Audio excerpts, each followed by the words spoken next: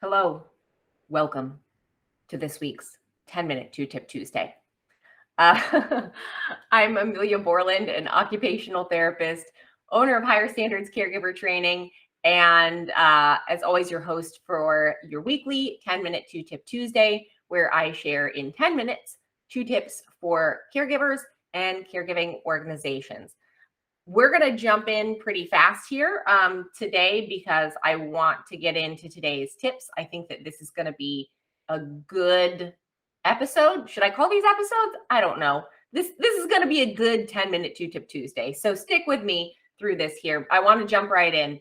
As always, before we get started, this is for educational purposes only. It's not a substitute for healthcare. It's not, or healthcare advice. It's not a substitute for a therapeutic relationship. If anything that I say reminds you of someone who you think needs to be assessed or treated by a licensed healthcare provider, then please make sure you're advocating for that person to get appropriately assessed and treated, as this is really and truly for educational purposes only. Okay, let's jump in. First tip. So I often talk about, caregiver safety, caregiver health. I've talked about protecting the spine and, some ways that we can make sure that we're protecting our backs when we're doing transfers and other kind of care. I want to talk a little bit more up close and personal today here with my friend, Spencer, the Spinal Column. He helps me out from time to time.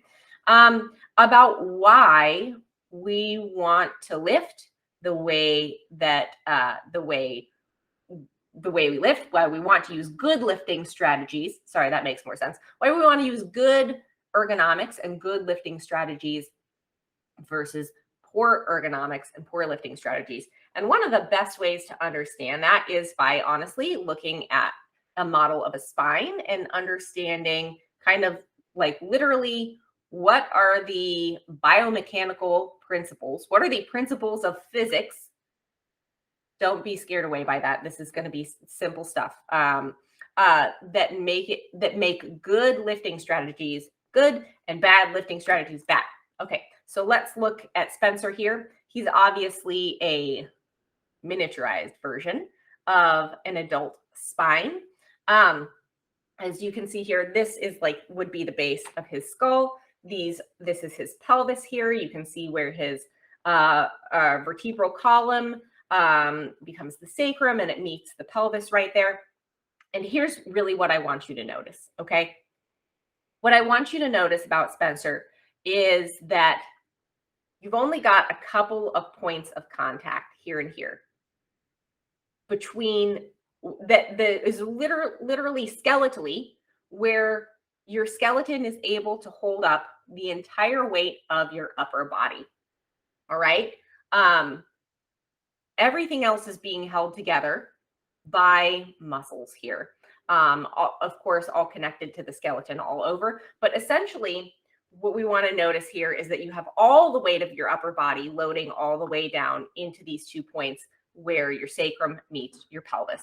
And the reason that that is important to point out is because, one of the principles of like architecture of building anything really is we want to load things down through the ground as much as possible. And the way our body works is really similar. We want to load things down through the ground. And for us, that means instead of loading things through structural support beams or something like that, that means trying to load weight skeletally versus through our musculature. Because when we're loading weight skeletally, it's taking all of that weight and it's pressing it down through the hard parts of our body, the skeleton, and essentially loading it all the way down into the ground. And we do that by making sure that we are maintaining the natural curves of our spine while we are lifting. So, using good posture, good body mechanics. You can see here how if now Spencer doesn't actually articulate here, he won't bend forward. But you can see here how if he were to bend forward, there would be a lot of weight hanging on these 2 points instead of pushing straight down into the pelvis into the legs. He's got these little kind of chicken legs here. But if he had the rest of his legs, they would be going all the way down into the floor, where actually the floor would be carrying a lot of the weight. So that's kind of tip number one today. It's really, talking about getting an understanding of why good lifting strategies are good, as opposed to lifting strategies that will load your body muscularly instead of skeletally. And just getting an understanding. I always think I'm more likely to follow instructions for something if I actually know why I'm supposed to follow those instructions. So I think that this is a good conversation to have about why we want to use good body mechanics and safe lifting strategies, as opposed to poor body mechanics and poor lifting strategies, because literally this is just physics. That's all it is. And you can't argue with physics, people. You really can't. Basic laws of the universe. Okay. Next thing we're going to talk about, I'm going to get even more sciencey on you today. So I hope I'm not losing anyone here, but give me just a second. I'm going to share my screen. Okay, so let's take a look at this. It's called Maslow's hierarchy of needs. By the way, this image comes from simple.wikipedia.org. This is not my image. I am borrowing it from that website so that I can show it to you on today's 10-minute 2-tip Tuesday. And now, if you work in healthcare, if you've ever had a psychology course, you have probably seen Maslow's hierarchy of needs before. But if you haven't, here's a really quick overview.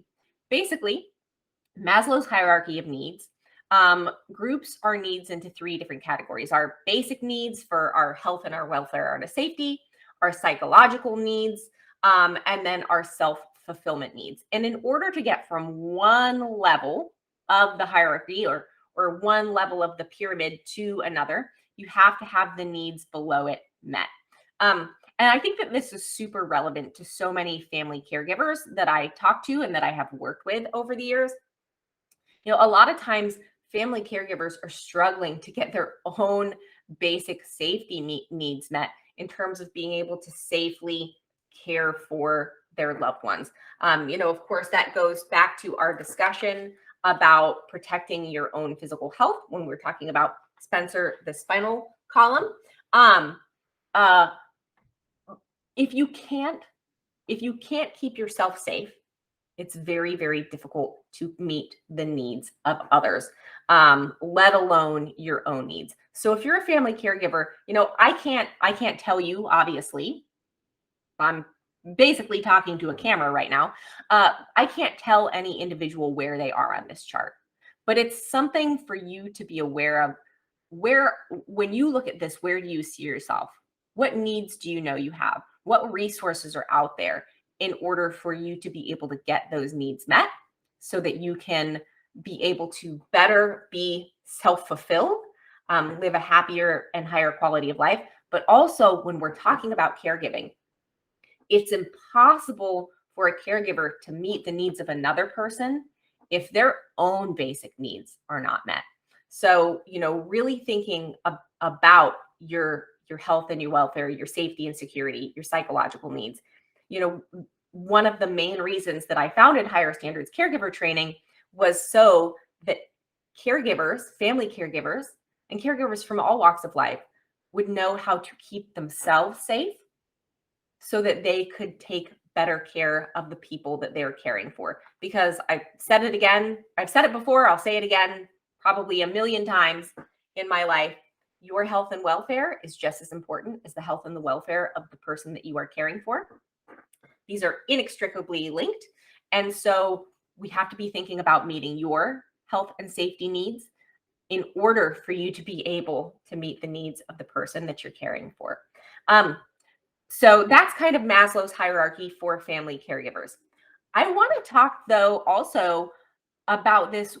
If you're the leader of a caregiving organization, I want you to think about your own caregivers, your own non-medical professional caregivers who work for you, and where this hierarchy fits into your organization in terms of how your caregivers feel that they are cared for. All right.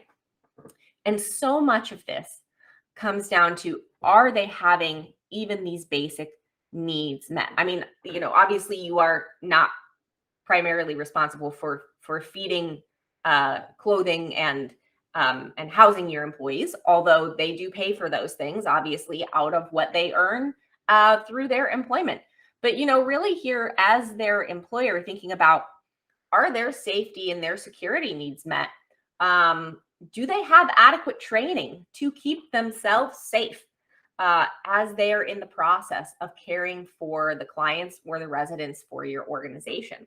Um, are there needs for are there psychological needs for employment being met through that situation? It's a difficult situation for hiring for everyone right now.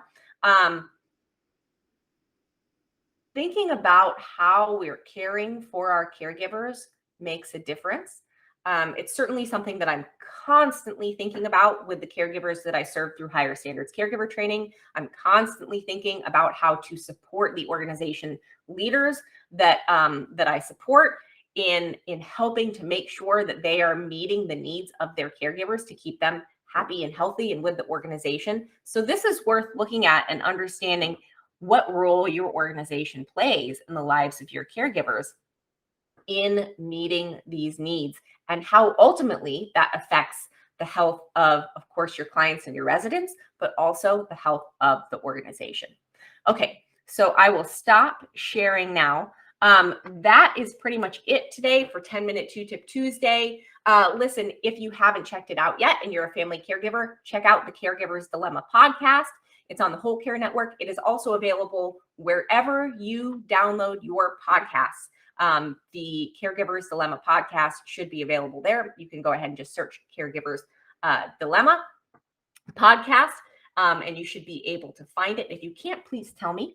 Let's see what else. If you are looking for safety solutions, thinking specifically about fall prevention, definitely check out the fall prevention recordings that are available through the revamped Higher Standards Caregiver Training website. You can also, as an organization leader, take the entire fall prevention for leaders course, which comes with a certificate of completion.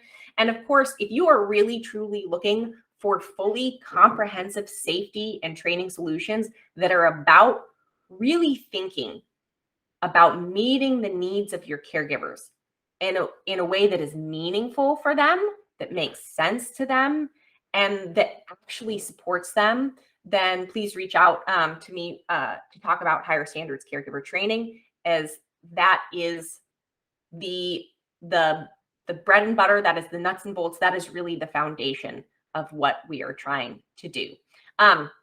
Okay, I think that's it now. Oh gosh, sorry. I do have one more super exciting announcement. Okay, officially Higher Standards Caregiver Training has now surpassed the 15,000 enrollment mark. I am super excited about this. It kind of snuck up on me. I didn't even realize it happened until I saw it there. Thank you to all of the caregivers that we work with, and the organization leaders, and all of the people that we are going to get to serve in the future. It's our goal at Higher Standards Caregiver Training to improve lives and businesses by revolutionizing caregiver training. And we're doing it. It's pretty crazy. We're doing it. Okay. Thanks so much, y'all. Until next Tuesday, take care. Bye.